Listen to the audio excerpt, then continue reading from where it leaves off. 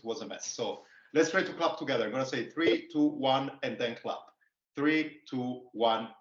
I think there's a lag. Woo, me too. Yeah.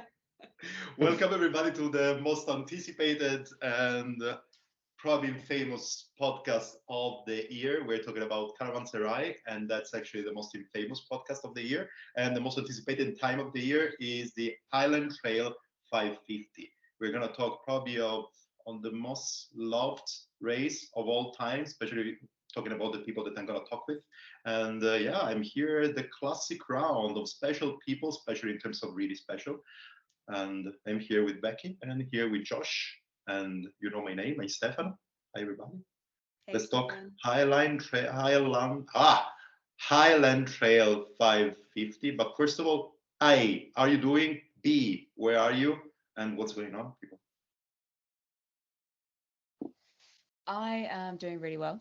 I am currently in Temuco in Chile, and winter is firmly here. I'm looking at you guys, and I think you've got better weather than I do. So I'm fully wintered up at the moment, which is nice, I suppose. But it's not the summer vacation I was hoping for. I think I actually have arguably more Scottish conditions than Scotland right now. Nobody can Scottish Scotland, but somebody can Scottish Chile. That's nice. Yeah.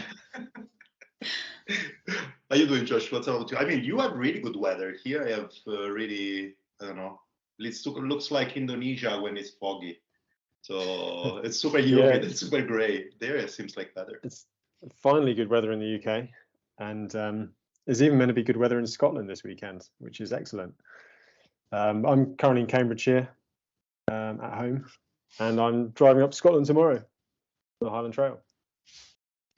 Yeah, that's nice. So let's start from that maybe. Seems like the classic thing that happens in Highland Trail 550 is having rain, cold. It's a challenging parkour with a challenging weather with a lot of hike and bike. Is it? Pretty much. That's it. Summarized. It's. Do we even need to do the rest of the podcast? Yeah, that's it. I think we can shut up. Let's go. Exactly. Let's close it here. Let's go have a coffee. It's better. I mean, if you were to summarize the Highland Trail, it'll probably be the route consists of some of the most amazing hiking trails in the whole of Scotland, connected by bike. But the good thing about walking up hiking trail is you get to mountain bike down the other side. So it's amazing mountain biking as well. But you pretty much have to walk up them, and then it's a gravel ride in between. Makes sense. So everything that is rideable, then it's on kind of a gravel kind of trail, and everything else that could be mountain biking, it's better walking it. Not necessarily. I think the walking bits are. I mean, you're not going to do like the only way to get on is walking.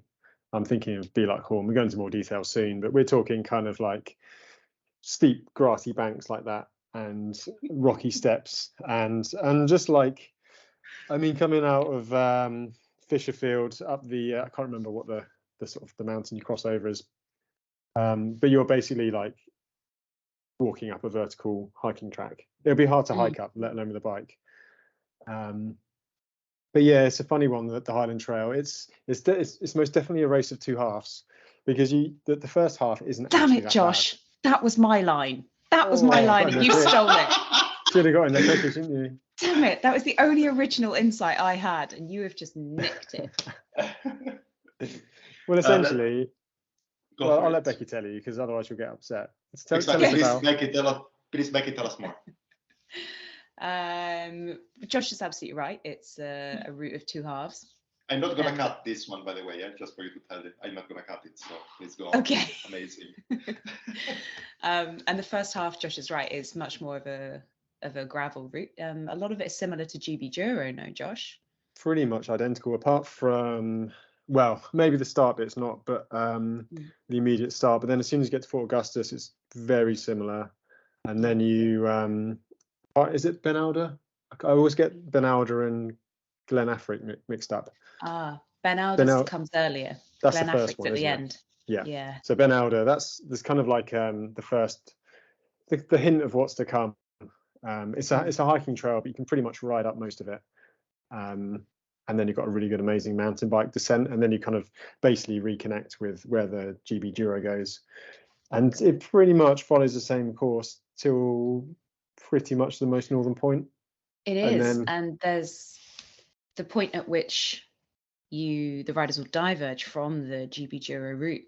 There is this huge gear shift in terrain, and you go from what's a lovely 4x4 gravel estate track, and you take a left turn, and the route just roughens from then, and that's when you're heading towards the Bulac Horn, and that is, I think, really where the Highland Trail starts. That's where, when you've not ridden it before, you're like, oh shit, what have I got myself into? Yeah, when people said hike a bike, I didn't realize it was this bad. Yeah. And that's the hike up and then the hike down. And that's almost halfway as well, not far off halfway. So you get really drawn into it. You're like, oh, I'm covering all this distance. I don't know what everyone's on about, because it's like a day and a bit, and I've done it, so I can get it done under 3 days, maybe even less. And then you just get off your bike and you're just walking, and then you're walking and walking and walking, and then you get on your bike again down a really sketchy downhill, and then you realise that you're effectively, it's kind of like a big gully, and there's big peaty ground. So if it's wet, it's just soft. I mean, it doesn't matter if you crash, because you just fall in the course and squelch basically normally. And then but it is halfway.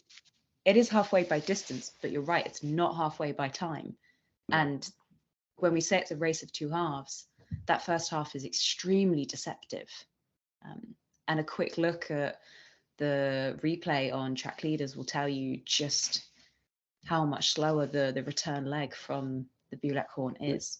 You'll probably get halfway distance wise in about, you're only like a quarter of the way around in time wise. It's probably fair to say that. And that's it's kind of like there's a lot of big ticket sections. There's probably 6 or 7 really hard sections, and then the bits in between aren't actually too bad, but it's just attritional, and those sections just totally wipe it out of you. And the first one, I mean, arguably the first one could be Ben Alder, which is a warm-up. And on fresh but the legs. First, yeah, and obviously Corioc Pass, but again, that's rideable. That's GB Duro. But yeah, you get to Bulac Horn, and that's when you're really into the Highland Trail, and you're really far north. The weather can be crappy. I think the first year I did it in 2015, it was just horrendous, and the weather hit at that point, and I couldn't see anything. I didn't know what I was doing. I was totally unprepared, because not many people knew about the Highland Trail in 2015. We're hoping for something a little different this year, Josh. Yeah, exactly. 8 years later, hopefully you've got some more tricks up your sleeve. Not really. I think I'm just getting slower. But yeah, people talk about the Highland Trail in terms of loops, don't they? Yeah. And Bulac Horn is the furthest northern point of the route, and it's on the northern loop. And there are middle loops and southern loops. And I think people do that because sometimes people go out and tour only a certain loop or 1 or 2 loops. And when I've asked people before I did the Highland Trail, if I was going to go up a recce part of the course, what I should do, and everyone told me not to do the northern loop because it's just the least enjoyable. The really good stuff is on the southern and the middle loops. Yeah. Well, originally in the first couple of editions, it wasn't the Highland Trail 550. It was was it the 500 or 450? And that northern loop got put on after the first few editions when Alan had scouted a bit more. So it could be a really nice route, but unfortunately it's not. So the points that the kind of loops kind of connect are Fort Augustus. So that's the first kind of big resupply on the way out, and a major one on the way back. And then it's Oikel Bridge, I think, isn't it? Yes. It's never open. The hotel that's never open. Actually, well, in 2015 it was actually really good, and I stopped there for pasta, and it was I just fell in the door basically, and the owners were really, really nice. I think it's got a reputation for not being that friendly now, but back then they were super, super friendly. And then I remember I got back round again, and I got there at 7 in the morning, and they made me a pasta fry up. So Oh, I basically Wow. had a bowl of pasta with a fry up, cut up and mixed up in it, oh, which nice. was amazing. You are so lucky. Yeah, but that's not really kind of it's not really an option now because it's, I don't know, they're not very friendly to cyclists for some reason up there. And then this either goes one way or another. The resupply options are very few and far between, and they're either really friendly and really accommodating, like Dumbeg stores, which is just after I say just after a good few hours after Be Like Corn. And they'll open pretty much any hour of the day if you're doing the Highland 50, 550. But then some of the big hotels, basically, they're all geared out for people driving around, and they just don't want smelly cyclists in there. And so it's a tricky one. The pandemic did not help that at all. I remember seeing you a cold, wet mess in, was it Poolyui? And they'd only agreed to serve you a takeaway meal. And anyone looking at you knew that all you needed was to sit next to a radiator for an hour or two. Yeah, and they made us sit outside. They made you sit outside. Ooh. So I went Stefano, to the toilet for about 30 minutes and just dried myself under the hand dryer. My gosh. So, yeah. Let me ask you then the question, because I mean, the both of you did it already and read as raced or written it. Ridden. I rode it. Josh raced it. We know this by now, Stefano. Exactly. We said this already. But tell me more about how many times. So how many times have you ride it or race it? I've only done it once. Last year was my first year. Yeah. What about you, I've done it 1.5 times because I had scratched first year. I scratched after where did I scratch? I can't remember. Corridon. Basically it was horrific weather, and I think I was on a full suspension mountain bike, and I probably should have fitted new bearings before I started because they were nearing the end of their life, and the Highland Trail accelerated that wear quite rapidly. My bike was bending in the middle like that. So I ended up, I mean, I got caught by Tom, I can't remember his surname, the guy that won it. He caught me, I was leading all the way around, and he caught me. There's a rail crossing just at the bottom of Torridon, and basically that kind of just was my decision then. It's like, well, I'm kind of not leading now, so I think it's foolish just to carry on with a ruined bike, because it was swaying in the middle. I couldn't go in a straight line, so I ended up. But he took, from that point, he took 24 hours to get back to Tyndrum, and I took more time to get back on public transport. That shows you how remote it is. Oh my gosh. That's so interesting.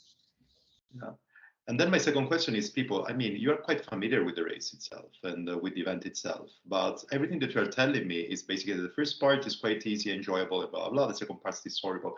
What's the fun on doing it? And everybody's telling me that the weather is super bad. There's a lot of hike a bike, but everybody seems like is talking about that, keeps on going there. And it's quite of a nice event, probably because we are all in love with the Scottish people and weather and landscape, or there is something else. What's the magic sauce there? It's just the most beautiful place in the world. Genuinely, you're getting in some pretty spectacular places, even when it's raining. So the last time I did it was 2021, and it was just, well, it was nice the first day, and then it was just horrendous. And I went through Fisherfield, which is another really remote section after Ullapool, and I think it's meant to be one of the most remote sections, or the most remote section, or the point furthest away from any road in the UK, in the middle of Fisherfield. But there was so much water. I mean, it was almost drier to ride in the streams than it was on the tracks. It was just so much crap, and it was horrendous. But it was so spectacular because there's a big steep valley, and there's all these sort of big rocky mountains, and they were just cascading with water. It was like a 360 waterfall. It was intense. It was really intense. And I think, Beccy, you saw us coming out of Fisherfield, didn't you? When you were with Dan. And you were soggy. They hiked for hours to come and find us, and we just rode by because we were so cold and wet. But I think one of the things for me about the Highland Trail, because it was the kind of roughest route I had ever done, is that you find yourself in places that you would never choose to take yourself with a bike. You would look at a map, you would see how close the contour lines are, and you would say, well, that's no place for a bicycle, so I'm not going there. But Alan has designed, architected this route that takes you to these inarguably awful places to be with a bicycle. But you're then also rewarded in some way with a view or a descent, or a feeling out in, like you say, Fisherfield is just big and you are so small. You don't get that feeling very many places in the UK, if anywhere in the UK. No. Well, you don't. It's what, 6'7"? Yeah. At 5'5", I get it quite a lot. In the car park when you come out of Tesco's. Yeah, stood next to my Peugeot 206. But yeah, if you like wilderness and you're over 5 foot, it's incredible.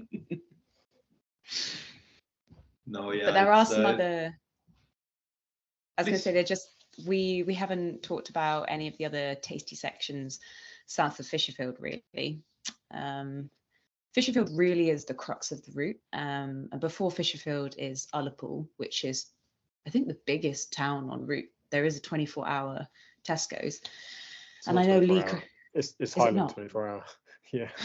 8 right. till 10. I know that because there's nothing open. And last time I got there, it was COVID times. None of the hotels would let us in to get any food. Of course. And the petrol station wasn't open for another half hour. So I rode through Fisherfield with 2 packs of Jaffa cakes and a bag of nuts. You think you'd know better, wouldn't you, Josh? Well, yeah. I mean, it was all right. Sort of. Still made it. But yeah, but I mean, it is a is reasonable one. Yes, and it's Lee Craigie has said that anybody who can make it to Ullapool can make it to the finish. Okay. But there are some big obstacles along the way, and Fisherfield is the first of them. Well, after the Coffin Road. Yeah.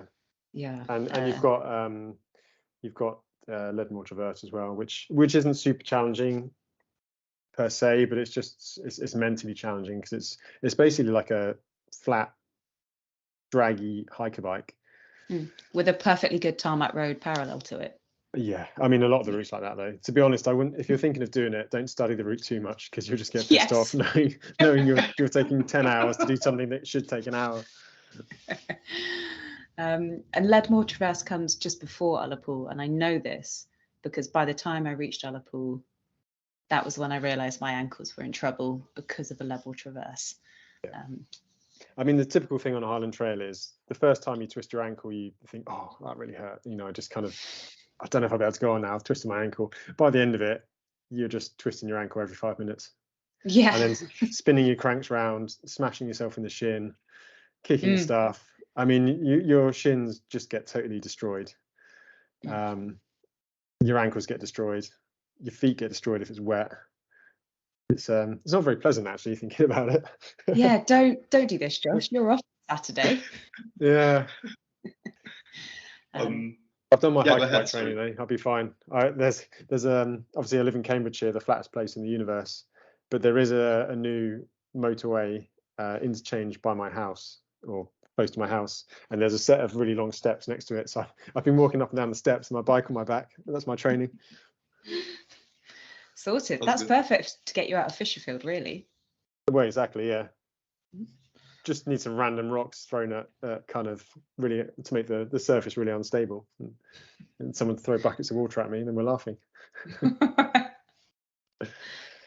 One question that I want to ask you people, and then we can keep on going on that. Maybe stepping still another step, putting another step in the conversation of the route itself, and is, would you recommend it to go there and ride it, even if it's not a race? So outside of the race, would you do it? Or you just would do it because there's the event, it's perfectly scouted, and there are a lot of people around, and you're going to enjoy the experience because there's something happening? Or you would consider also something like, okay, look, it's the 7th of July, I have 1 week off, why not going there and riding the 80, 550 just for fun? I'd probably do the first 2 loops, like the southern loop and the middle loop. The northern loop, as we said, has got a couple of sections which are just a bit rubbish, to be honest. If you're into bike riding, then I wouldn't recommend doing the northern loop because you do quite a lot of walking. Well, no, that's not fair. There is some nice riding, but it's either on the road, because it connects everything together, or you're doing Bilakhorn or the Leadmore Traverse, and they're just not enjoyable. But if you do the advice I was given when I was talking about wrecking some of the route, and people, I think it's widely acknowledged that the southern and the middle route loops are the most rideable, certainly, and the most enjoyable. There are sections on there that are just excellent single track mountain biking. For example, Torridon, and that makes a proper holiday. I'm just asking for a friend. I mean, I'm planning with my family to go to Scotland this summer, and I'm thinking, shall I take my bike or not? Where shall I go to ride it if I'm gonna take it? So that's why I was asking, just for the records. Let me put the other little dot there so we can actually then after that start talking about racing. Can you give me a couple of, I don't know, comments, sentence, description about the organizer, Alan, right? Tell me more about him. Alan has become something of a, I guess, a legend in the sport, and he generally keeps his head down. The event isn't sponsored in any way. There is no entry fee, so Alan does this in his own time without any payment. There's no entry fee, but riders are asked to make a donation to the John Muir Trust, which I think helps with conservation and generally protects the environments in which the race happens. So I think he's one of the most well-liked and perhaps most well-respected organisers because he's kept the event so low-key, which in turn I think has created that community within or amongst the veterans. Yeah, nice. I mean, that's exactly, if I can give you just my first memory that I got about the HT550. I didn't know about that, and I've been following anyways externally the sport for a while, the community for a while. I would not call it sport, I mean, from my side at least. I mean, Josh probably would consider it in another way. But actually, I was in... Thank you, Matt. Thank you. The community is good. No, but actually I was at Silk Road Mountain Race, and Nelson, the organizer of all these crazy other events there, was telling me, yeah, what I was asking him, what are you doing when, yeah, I'm gonna do, and I'm talking about 2019. I'm gonna go and do the HT 550, and then probably I'm gonna do then the Tour Divide after, whatever. And then I said, HT 550, what is that? And then we started having this conversation for a couple of hours on what was actually representing for the community this kind of event. And after that, I was completely fascinated. And then after that, actually go to see what was going on, actually reading stuff from .watcher and bikepacking and everything. And then I can understand completely why it's that magic. And now listening to you again, people, it's great. And the thing as well is the route that is there, it's no joke. And this is a nice thing about, I mean, for any race, you know, when everyone's finished, like, you know what each other's been through. So it's a total leveler, and the Highland Trail is just brutal. Like I say to people, when you compare like the Highland Trail and the Tour Divide, like the Highland Trail in terms of fatigue is just like being hit with a shovel around the head. And the kind of the Tour Divide's just slow Chinese torture, you know, it gradually builds up over time.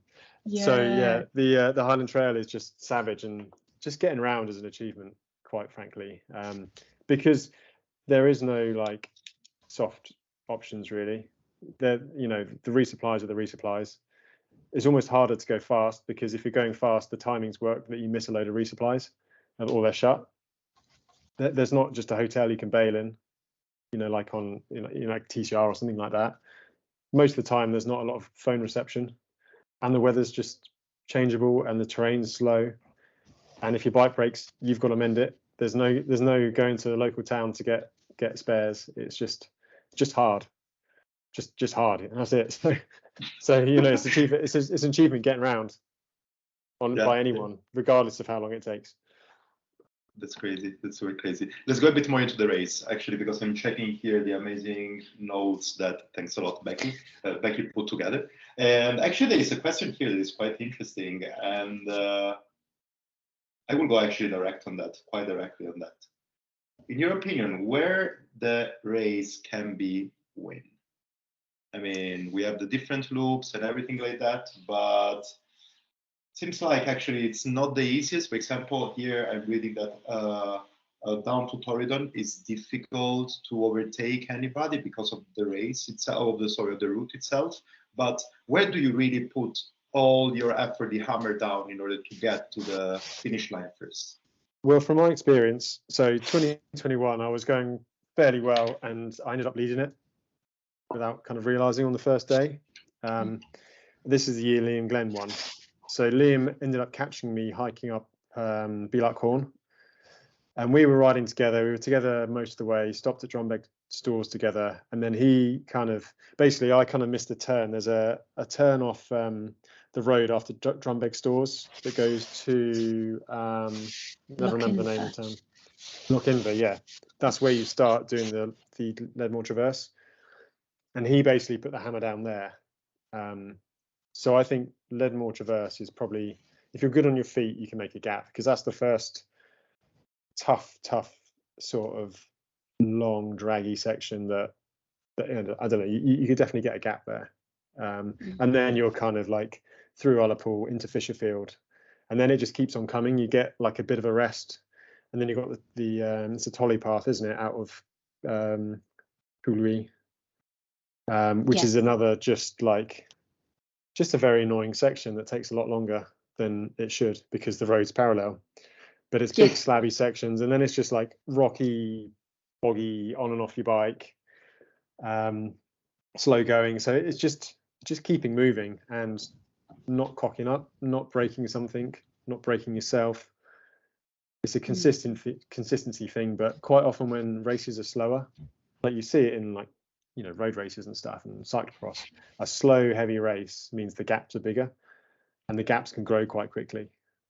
So that's what I found really interesting when I was looking at the tracking, because I kind of just assumed that someone might develop a really a lead on the faster stretch up to the Bulac Horn and then hold on to that lead, but that's not necessarily the case. There's quite a lot of leapfrogging between the Bulac Horn from the past couple of years that I looked at to Torridon, and after Torridon, which is at 386 miles, so it's about 650 kilometers, I think. Nobody's been overtaken after Torridon, except for Angus Young, who was leading last year, but he actually stopped because I think he pushed himself too far. Yeah. Crashed out on the first day, didn't he? Yeah. We're not talking about that too much. Let's just hope this year is clearer and cleaner. It'd be good to see.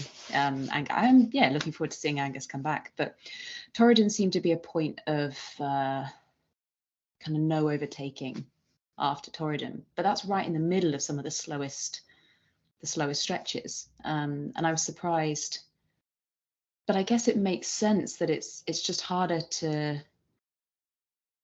go faster than the person ahead of you when you're all going so slow. And the fatigue setting in by that point as well, because Fisherfield is tough. Even if you're fresh, it's tough. And Torridon is not. There's like a speed limit on it. I mean, as long as you ride all the descent, there's kind of a speed limit, because you can't go too fast because there's so many big drainage channels and things that the smallest little mistake could be mechanical. So you're kind of limited, and then you're on the road, so everyone's kind of easing off a little bit, and then you've just got that really horrible boggy, the long climb, and then a boggy section that goes into I'm rubbish at names. Dorney. I think it's Dorney. Yeah, I'm just thinking. I'm wondering if it's why the race is always won by mountain bikers. If you look at Hugh Oliver and Liam Glenn and Alex 100%. Pilkington and Neil Belchenko is a great example. They're all just excellent mountain bikers. It's efficiency, because you can descend. We'll take, I don't know, maybe James Hayden for example, because I know he's come from a road background and he's working really hard on his mountain bike skills. But in 2021, he had 10 tire plugs in his rear tire. which is, you know, I had one, and that's bloody James Robertson distracted me. Like one of the photographers, I looked up and smashed her off. But you know, it's easy to kind of lose time that way. I mean, 10 tire plugs, 20 minutes easy, probably half an hour, maybe even an hour, you know, if it's a bad problem. But if you're efficient and smooth on a mountain bike, you're just going to be like not wasting as much energy, not having mechanicals, and you can just like riding quicker over rough terrain is just a lot more efficiently. You can save a lot of energy. If you're stiff on the bike and hitting stuff, you're always fighting the bike. But you know, a lot of these guys, I mean, just riding off road is, you know, I see it myself, even at gravel races. You know, I've raced mountain bikes since I was a kid, basically. And the guys coming from the road, you go to a rougher track in a gravel race, and I can just get so much time. And I know I'm not as strong as them, but I can just pedal.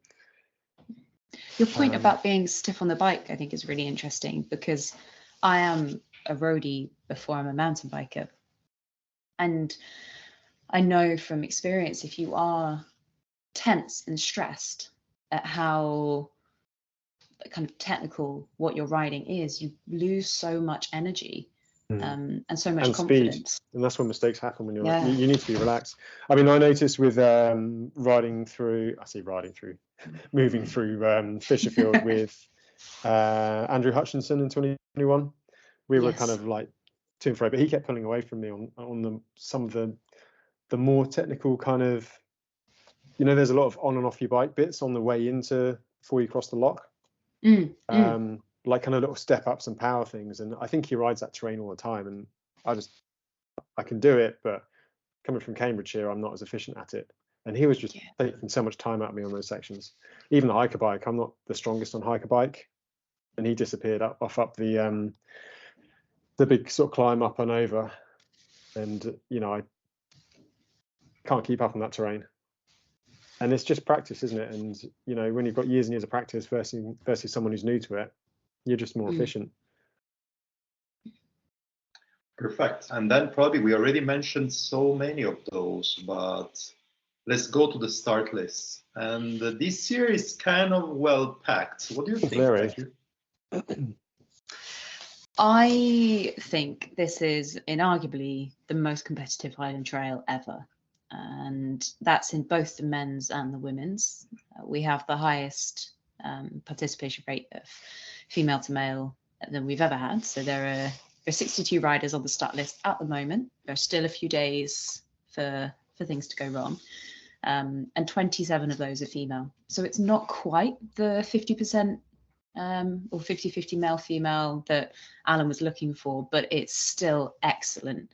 And for an off-road bikepacking race, that kind of female participation rate is unheard of. There's been some really good work actually by various kind of like groups, and Alan himself, you know, encouraging, you know, the 50-50 split, and his Lakeland 200. Who did the women's sort of grander part on the Lakeland 200 last year? Someone organised it. I can't remember who, but basically there was a women's. Easy. Oh, it's Easy Collective. Yeah, so they basically, I mean, the Lakeland 200 is another one of Alan's routes that he put together. It's kind of, I mean, if you're thinking of doing the Highland Trail 550 and you've never done it before, I'd start with the Lakeland 200 because you'll get a taste of what's going to happen, but in a bit more of a. It's plenty wild enough up there, but it's a bit easier to get out of trouble if you maybe realise you're in too deep. But it's similar, slow, sloggy terrain, some good hiker bikes in there. But yeah, Steezy Collective, they did like a women's group start. I think it was last year, but the aim was to encourage women to, well, basically break down those barriers and just get them riding and get them sort of, I guess, experienced. And Alan's been really proactive and, you know, about sort of making sure women are in the Highland Trail 550. So yeah, and Annie made that film last year. Regardless of what you think about any kind of media presence at races, Annie followed the race and picked out a few of the women. So she released a film, I think in the past month, and it's called The Pink Dots. And that gives a little insight into some of the women from last year's race.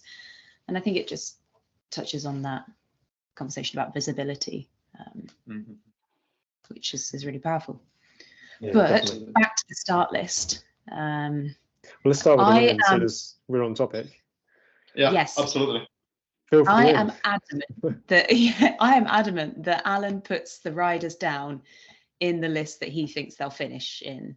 So if you look at the men's, he's put Kurt at the beginning. So we're not the top. And I said to Philippa that Alan does this, and she doesn't think it's true, but I think it is.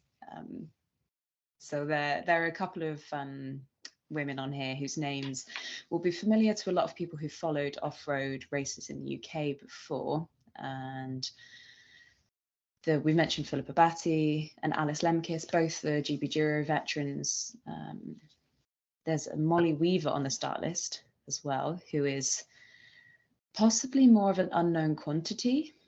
She's definitely strong enough and fit enough. I think the question, well, she's got some FKTs on the mountain bike,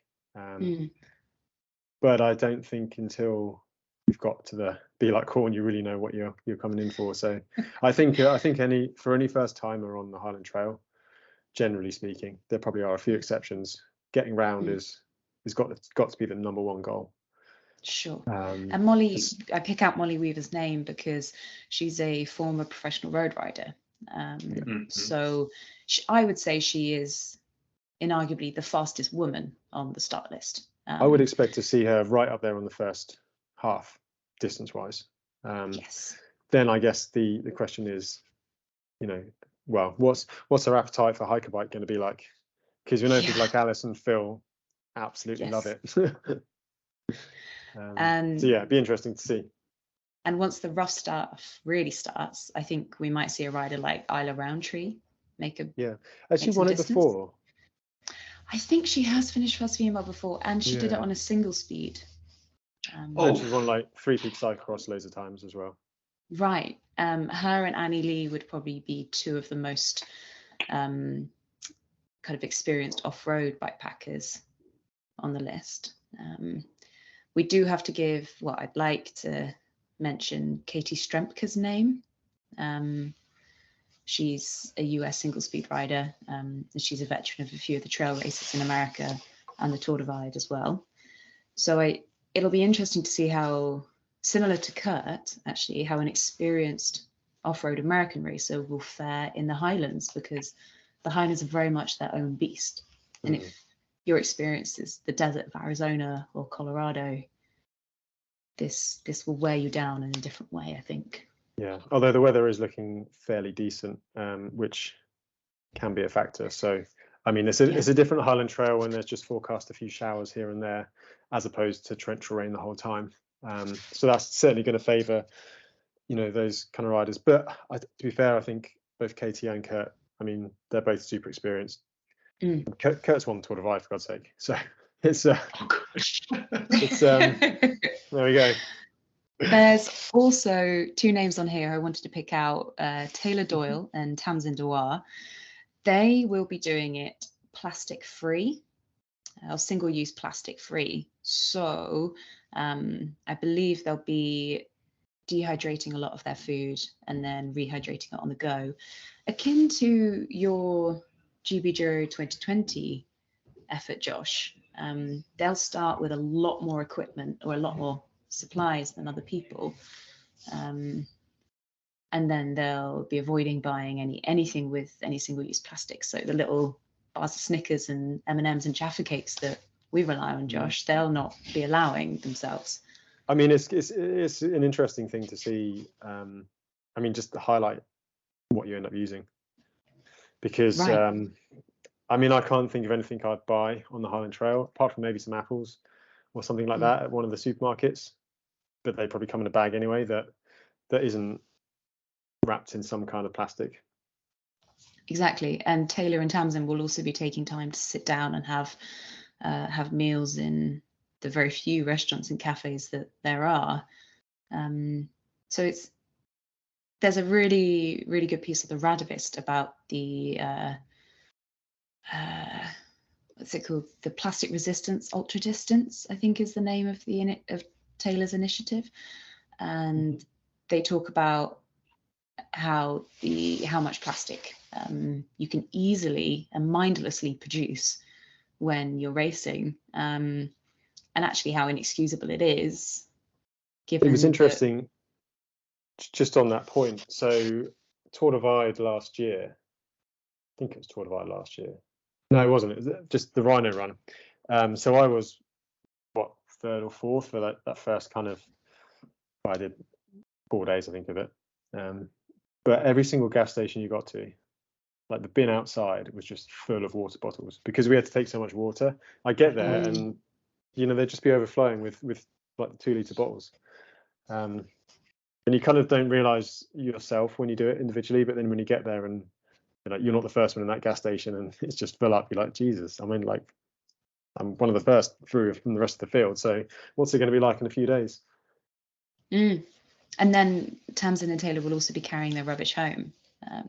So you have that, I think they call it like a guilt pile of things either that they accidentally, the single-use plastic that they accidentally bought or were given, and then anything that can be recycled, like cans of Coke that they couldn't recycle en route. So they're really setting a very interesting topic.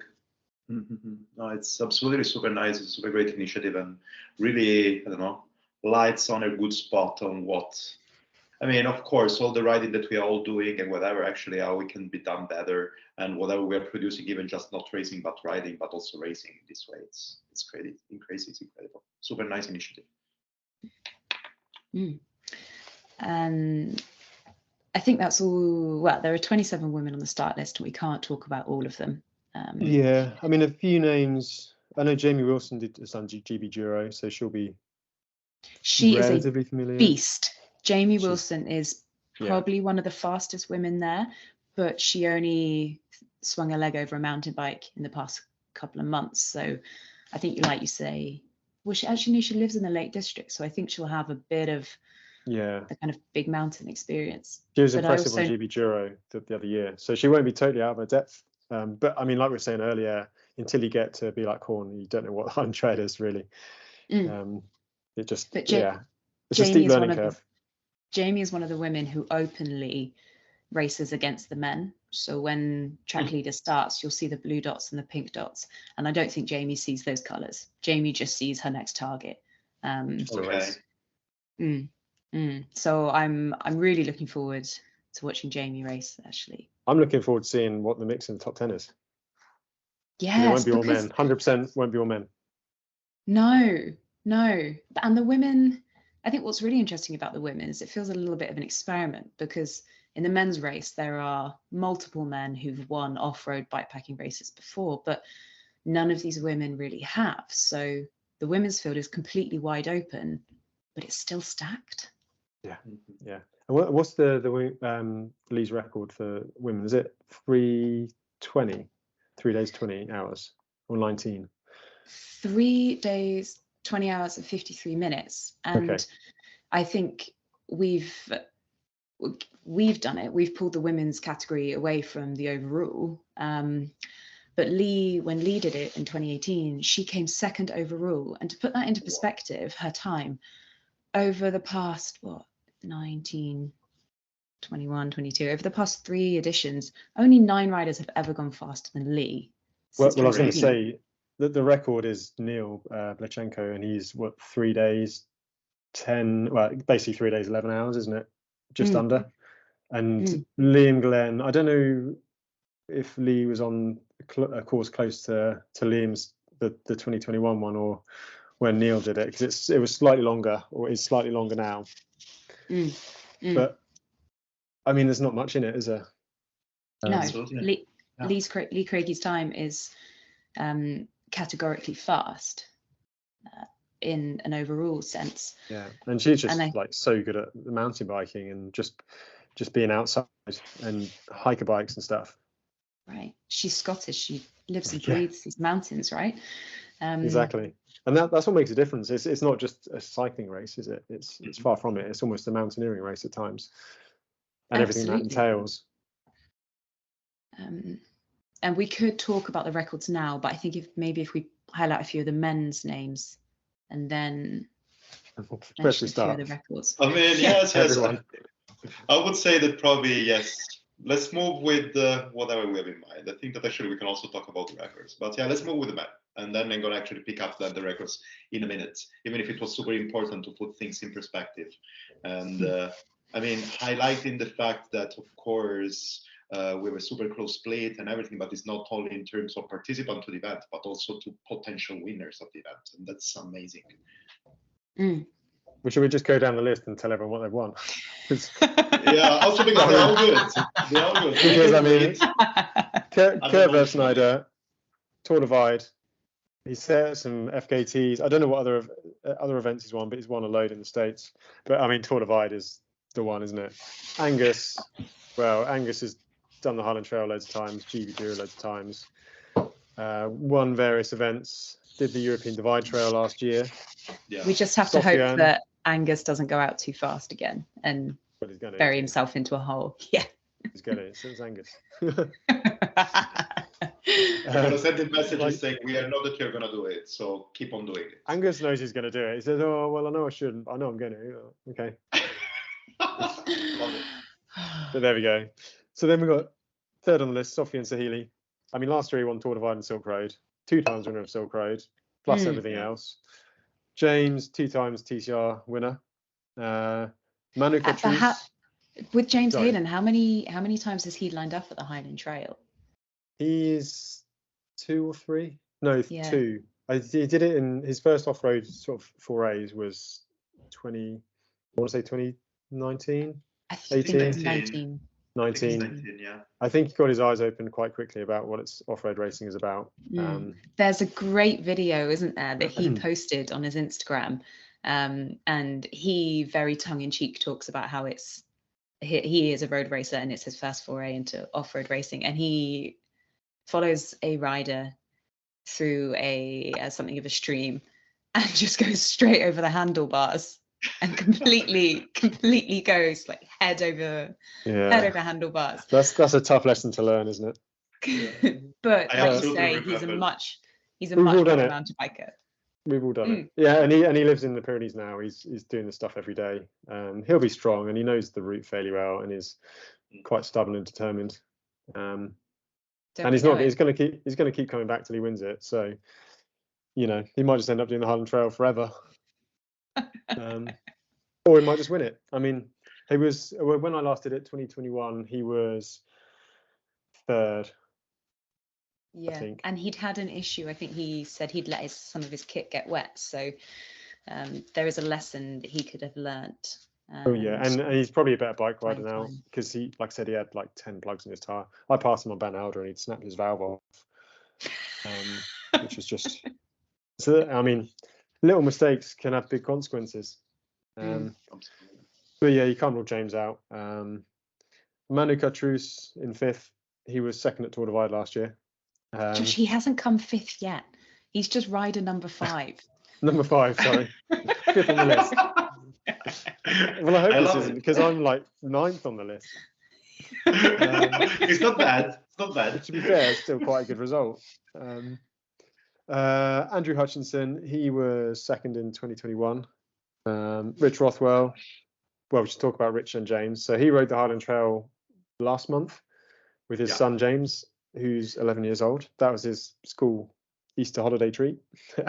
So Rich knows it very well, and knowledge, you know, is key. And I think he's come 3rd before. Christoph Dijkmans from Belgium. I don't really know him that well, but I gather he's fairly good. Some bloke called Josh Ibbett. He sounds rubbish. Yeah. He's never officially finished the race, so he's in.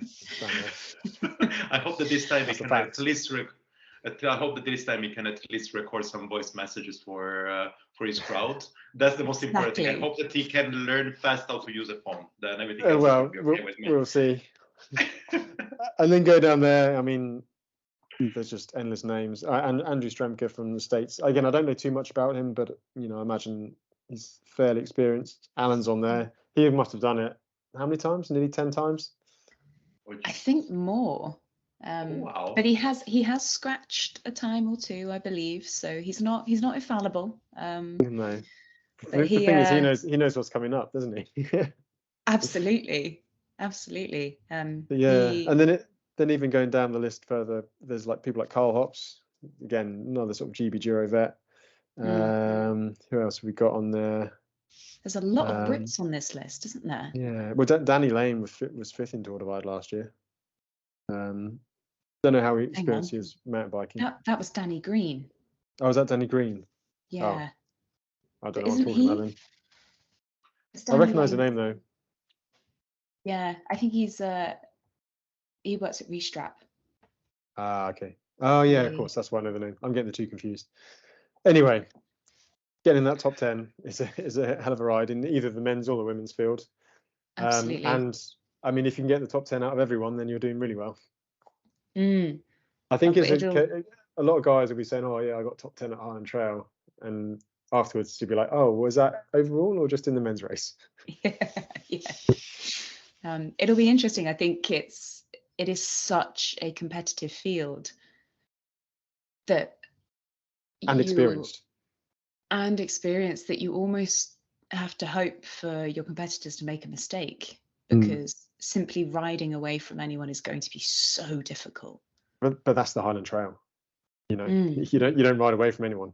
You walk away from them. But you know, you make mistakes. You know, it is kind of like an event that encourages you to make mistakes. I mean, I've made endless mistakes. I mean, last time I didn't get an official finish because my dynamo, which I was relying on for charging my GPS, stopped working in like the first day. So I can give an official track and prove that I'd done it. It's little things like that, like hitting rocks and breaking valves off, or Angus crashing on the first day on the flat road and then injuring himself. It's just things like that or me turning up with a bike that wasn't probably as serviced as it should have been in 2015. You can't. The Highland Trail takes no prisoners, mechanical or physical. It's as attritional on the bike as it is on the people. Yeah, definitely. An interesting thing, actually, statistics there. It seems like nobody of the previous winners are going to be in the field for this year. Why does it happen? I think that as soon as you win it, you say, I don't want to do this thing anymore. Does it Stefano, work like this? I think that is exactly it. Liam Glenn is the only person who's ever won it and returned back. Okay. I think people do just say, yeah, I think people just say, I've ticked that box. I'm done. Okay. Oh, that's interesting. I can see way more people going to Tour Divide over and over, Silk Road, Monterrey, TCR, whatever. They're easier. No, thank you. Sorry? They're easier, that's why. Highland Trail just does damage to you. Okay. You keep on dreaming about that, or maybe having nightmares about that probably for a few years. You don't finish Tour Divide with like swollen ankles and bruised shins, like sore shoulders from carrying your bike.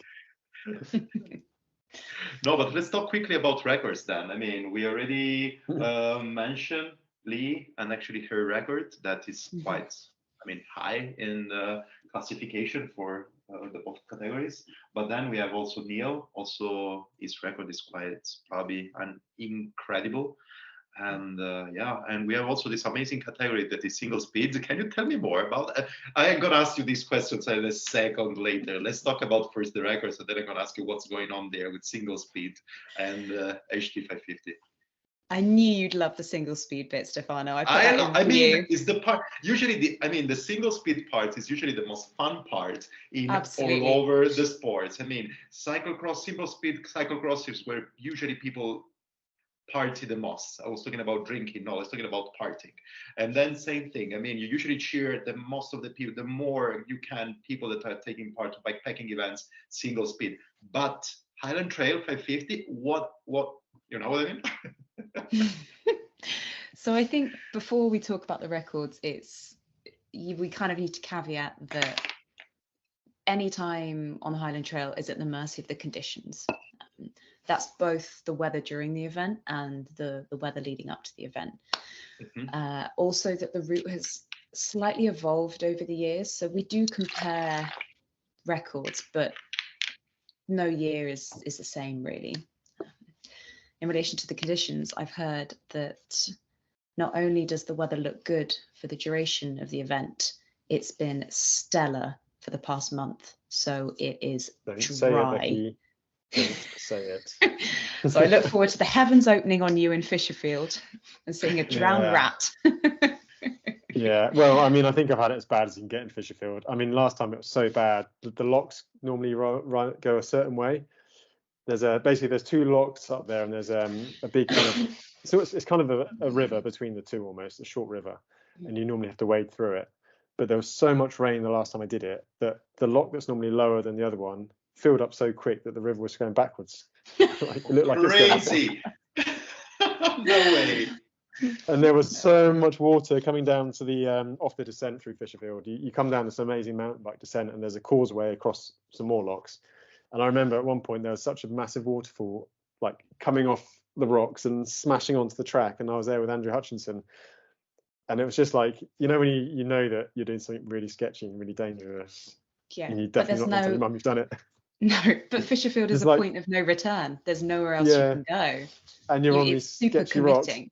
hanging over a cliff with your bike, standing on the edge of this kind of waterfall, smashing down basically on you. I mean, it's exhilarating. That's one of the experiences of my life, seriously. Oh, gosh. I can't wait to see a photo thing. out of it. Is there any photo out of it? At least of the hike in this way, without the rocks smashing around. It would be enough for me. The problem is, it's the kind of descent you don't want to stop and take photos on, because it's just an amazing mountain bike descent. Oh, that makes sense. So yeah, it's not because it's risky, it's just because it's fun. Well, yeah, both. And life affirming, at least. Yeah.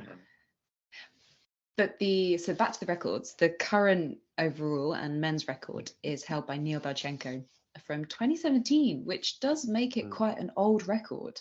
It was absolutely perfect conditions from what I gather. That's it. I think, well, I've heard that Neil might have thought it was a bit wet, but all the Brits thought it was dry. I mean, we're talking Highland Trail perfect. So, I mean, we're talking about these perfect conditions for this weekend. There is some rain forecast at certain points, but it's not torrential driving all day. I would hope for nothing less, Josh. I don't want you to get dry. We're talking 15 degrees and raining. I mean, we're talking, should I put my raincoat on or should I not? Okay. I mean, I've checked the forecast. I even considered taking out my heavy duty raincoat with a big hood on.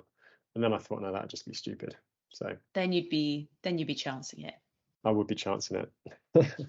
But Neil's record from 2017, I think he really kind of set a new standard for racing on the Highland Trail. I've heard that before him, a lot of people were sitting down for meals, but he just I was 2015 and effectively threw down the gauntlet. But it's changed. The sport's evolving, and it's the standard now, isn't it? Totally, but it is interesting that it's not been bettered in, I say 6 years, but I think it's 5 editions, and that is largely, I think, to do with the conditions and the changing of the route. I mean, if you get that record now, I mean, to be honest, I think Liam's record was comparable to Liam's time from 2021 was very comparable to Neil's, with the additional section that was on that particular route. Yeah. And when you factor in how incredibly wet it was just so wet that he was quicker. I mean, if we were gonna, if Neil was gonna do the same, like was lined up on the same day or vice versa, I generally think Liam probably would have got around quicker. Well, probably on the 2021 edition. I think probably when it's drier, it probably favours geared bikes a bit more. But when it's just a slow slog on single speed, there's not so much of a penalty.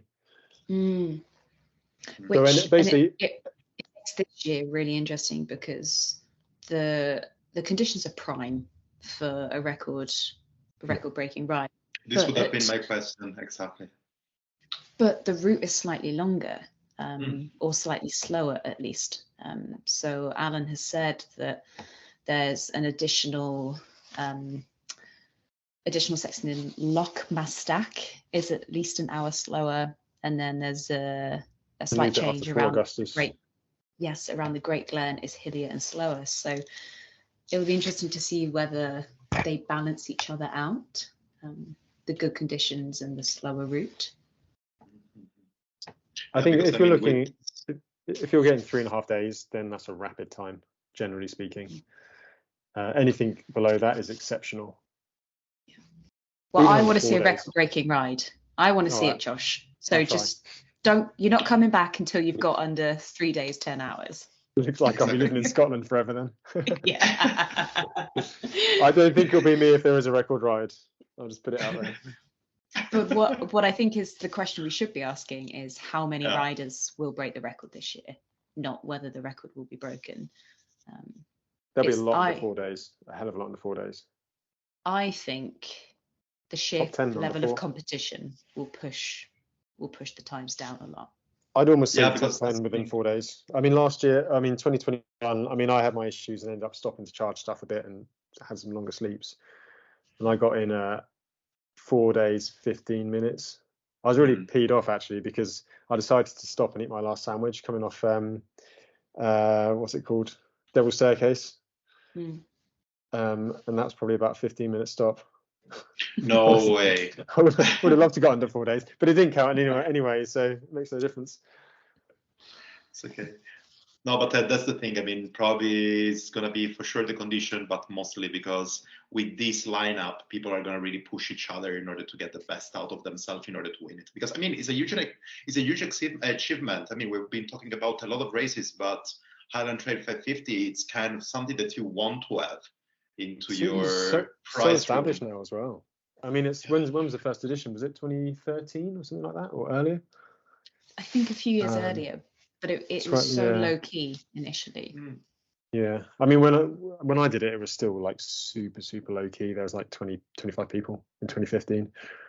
Was that back when you were just strapping dry bags onto your bike? There was no such thing as bike packs.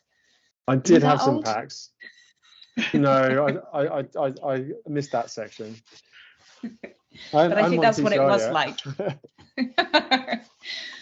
But I think that's how far back we're talking when Alan first established the route. It was dry bags. It's one of the original. I think it's pretty much fair to say it's probably the, if not one of the original routes in Europe, original races. I think it's same vintage as original TCRs, maybe even earlier. And it was designed by Alan as a preparation race for the Colorado, I believe.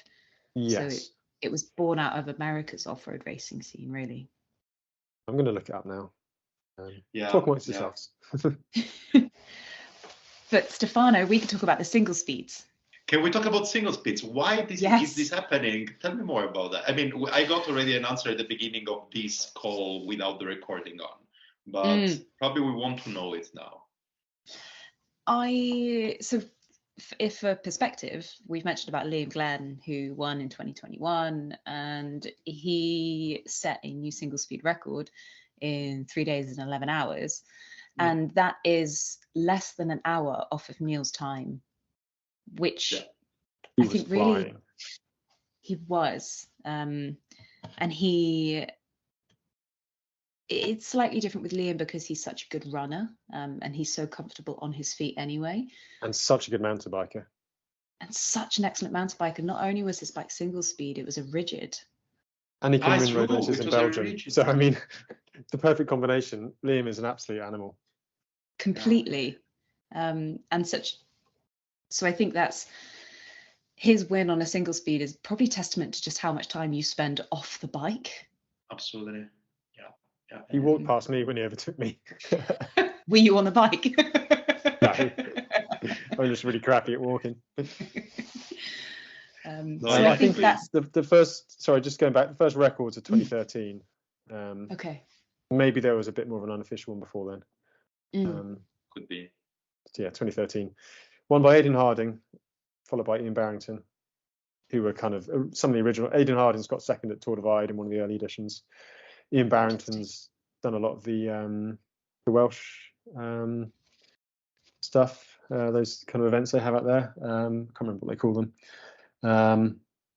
And the winning time was 3 days, 2 hours.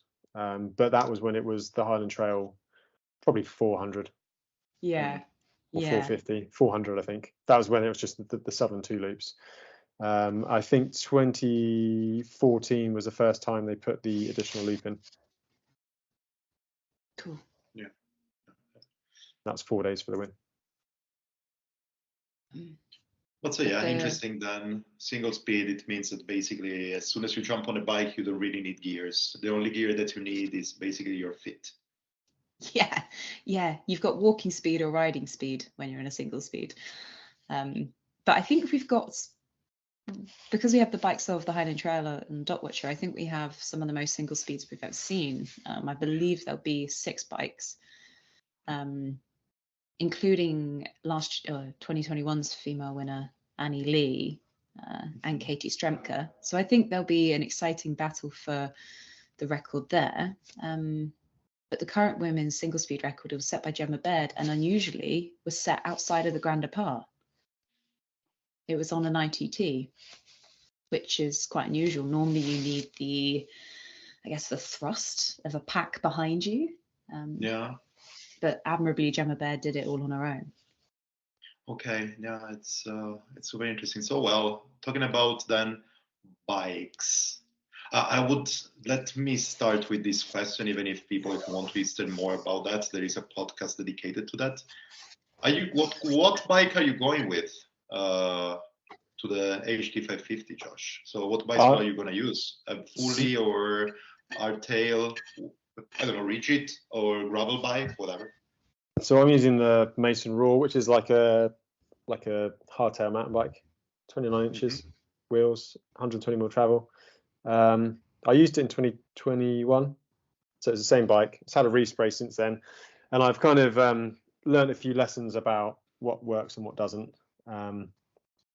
So my setup's a bit more refined this time. But the original time I did it was 2015, which kind of highlights the pitfalls of a full suspension bike. I think they're probably faster over the rough terrain, but I had to pull out because the pivots basically collapsed and the bearings wore because it was just horrendous. And the grit in that part of Scotland is like granity grit, really abrasive. So there's more to go wrong on a full suspension. Okay. I dare say that the full suspensions now are probably getting more reliable in terms of everything. But the one thing you do lose is a bit of space in the frame to carry your stuff. So it's kind of swings and roundabouts, really. I mean, to be honest, I am sponsored by Mason, so I kind of have to ride a Mason. And I do like riding Masons, and they're amazing bikes. If I had carte blanche for Highland Trail, I'd probably go for one of these ridiculous new cross-country bikes, which have the shock hidden and stuff. So you could run a triangle bag. But it looks like from swings and roundabouts. From the bikes of submissions that we have, people seem to choose somewhere between a hardtail with 120 mil travel to a kind of short to medium travel full size mountain bike. And of course, you're limited by what you own, but I think people typically equip themselves. If you're smart, you equip yourself to your weaknesses. So if you're a bad bike handler, you go with a bigger bike. If you're a fast walker and a good bike handler, you go with a smaller bike that's lighter. Mm-hmm. Yeah. Or you take a steel hardtail, which is heavy and not got suspension. For example. Yeah, but I think it's like anything. If you're a good bike rider, it doesn't matter what you're riding. And I think hardtails are strong and reliable. You might be faster on some of the descents, but with modern tyres and tubeless and super wide rims and the rim inserts, you can kind of get away with a fair bit now. And then when you get onto the flatter stuff, you're not really losing anything.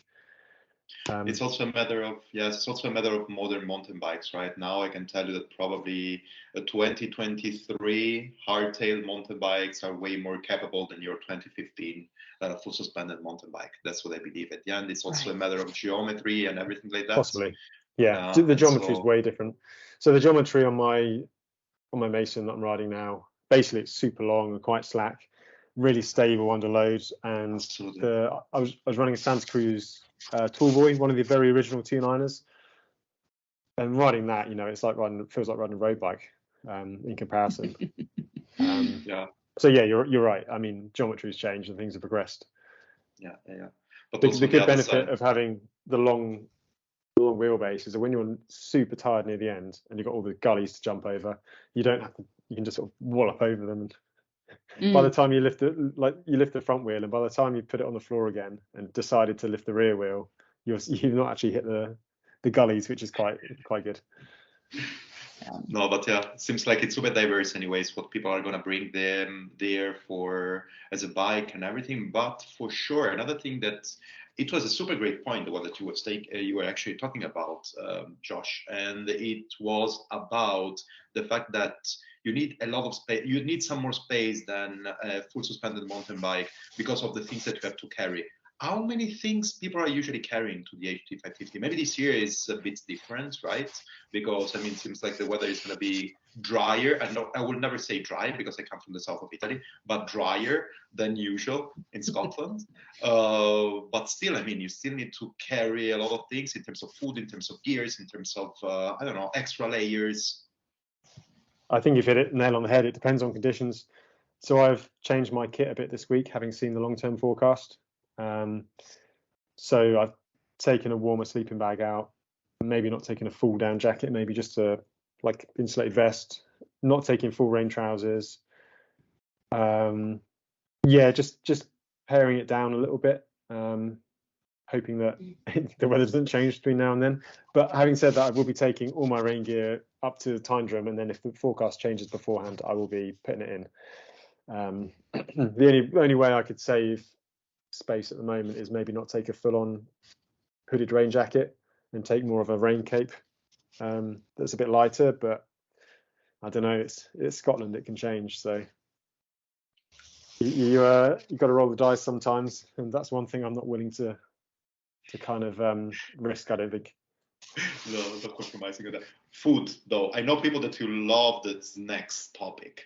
How much snacks or how much food you need to carry in a race like this, in this race, in the Highland track? Depends you need if you're, lot, yeah. But there are long stretches between resupplies. Depends on your especially pacing as well.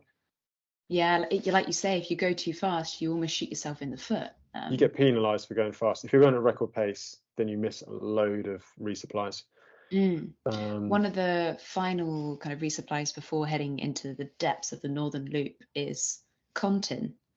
And that's, given its opening hours, I think most of the riders hit it. And it sells the best macaroni pies you've ever had. I've never. You're too fast. Even on You're GB too Duro. fast. GB Duro, I ended up going. Well, I couldn't stop on GB Duro anyway. But even then, it was like midnight. And I think a lot of places en route get known for certain things. I think it's the macaroni pies. Lock-in-the pies, apparently.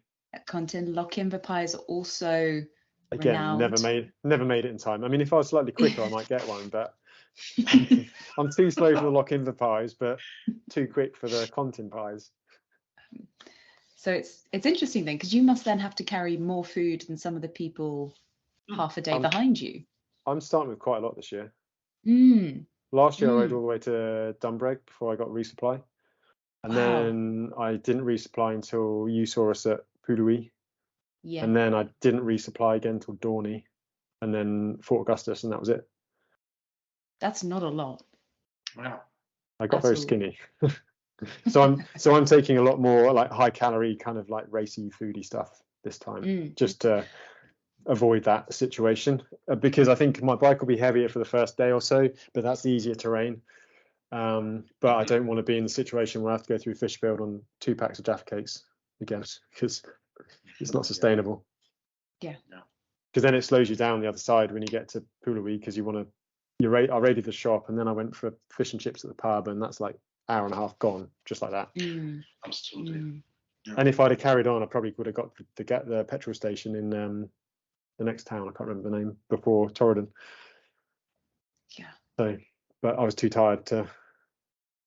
I'm pissed off with the rain. Yes, and also hungry. Yeah.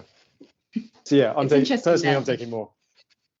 That's really interesting to hear about the faster riders. having more trouble resupplying, really. And if you're a fast rider who's unprepared, you could really find yourself in a spot of bother. That's why I was saying about all these fast guys, people like Kurt, for example. I mean, he'll know the lowdown because he's good friends with Hugh Oliver, who obviously won it last year. But people like Sofian, well, I've told him some stuff, but until you're there, you don't really know. Did you tell him the right stuff? Content's 24 hours. Yeah. But Sofian, I mean, he carries loads of food anyway. Okay. So yeah, so I think be interesting. Even be if interesting I to see remember us. No, go ahead. Sorry. I was gonna say it'd be interesting to see how Sofian goes because he was supposed to start Hellenic, but got attacked by a dog and ended up with 10 stitches, and he's not really ridden since and has had a bit of an injury. So it'd be interesting to see how he's healed up. But and also, was he supposed, anyways, to take part to Highland Yeah. Trail 550? I think so he was planning to do them both.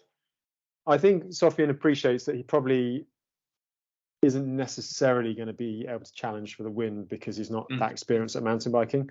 But I think he's just drawn by, how legendary the Highland Trail is, and he just wants to complete one. And I'm sure he's won most of the other off-road bikepacking races, so he's got to start looking elsewhere. Yeah, exactly. And I've got no doubt that this is just a scouting mission. I'm sure he'll come and try and do it. Put it this way, he's just moved down to the south of France and he's saying, "Oh yeah, there's some really good mountain biking around here." So, he's good at hiker biking. Ice roads fast. True. The 6-hour Kyrgyzstan hikes and stuff. He can ride off road. He's not the best technical rider, but you can get better. Sometimes just knowing what you're not good at is as valuable as being good at it. Sofian knows what the score is. The fundamental is keep going. The only thing is that I think that he's going to be bad at is coping with the lack of signal with the phone, so he cannot actually sing, making stories by singing. I'm going to miss him doing that. I was actually looking forward to check that in the Atlantic Mountain race, but I couldn't take part. So now I think I'm going to miss it again. I need to tell him actually that he needs to sing a couple of times at least for me. I'm sure he will. And imagine if he's just been through Fisherfield and then he gets signal, what's going to come out? Yeah. Absolutely. Cool, people. Then anything else to add? I don't know. Have we missed something? Or on the other side, how things are going to go on there from now on? Tell us a bit more when things start and blah, blah.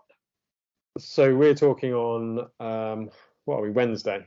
So the race starts Saturday morning. So 2 days time. I've lost track of how time works, having just had a baby, to be honest. 8:30 Saturday is the start time. Which means then that the leaders should be in about 3.5 days later. So Tuesday morning. Tuesday evening. Tuesday evening. Normally, if you finish in daylight, you're doing pretty well. Okay. That's a really good metric. That's a good marker. And there is a lot of daylight in Scotland at this time of year. 10 o'clock, 10:30, isn't it? Oh, wow. Yeah. Okay. Early evening, you're probably right, 5-6 o'clock, something like that. If I can get in on Tuesday or midnight Tuesday, I'd be very happy. Yeah. I think last time I got in about, I know you were there, weren't you? What time was it? 7 or 8 in the morning? Yeah, maybe it was. Maybe closer to 10, because everything was shut, wasn't it? I can't remember. I remember we were like, I remember thinking, I really fancy a beer. Should we go to the pub? And we got to the pub and realised it's like 10 a.m.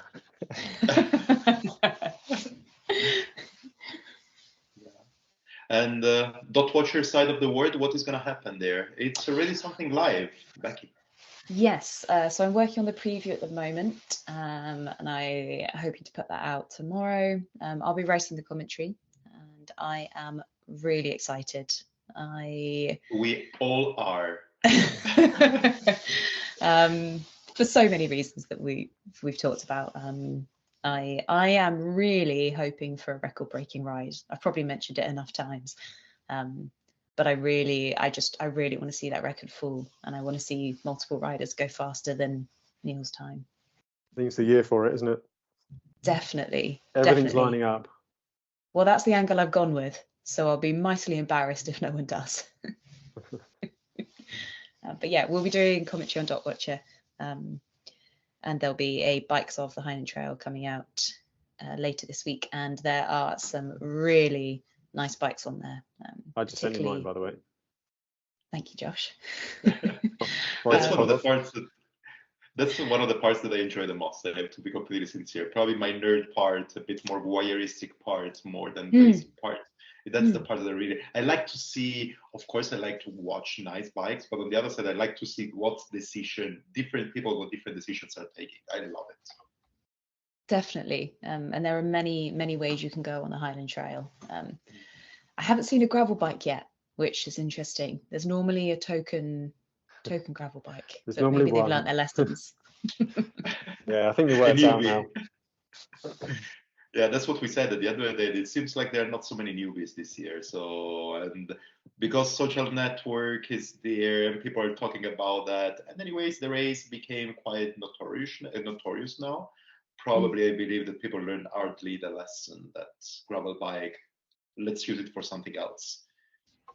Leave the gravel bike at home. Absolutely. Yes, yeah. I have actually a nice t-shirt that says, keep aluminum for beer cans, ride steel. There we can sort of say the same thing, but actually this is going to say, leave your gravel bike for TCR, bring your motorbike. Yes, that's a great t-shirt, Stefano. Yeah, we can do that. I'm happy. I like actually to drop ideas. If anybody there wants to do this t-shirt, send me a message. I'm going to give you my address because I want the first one.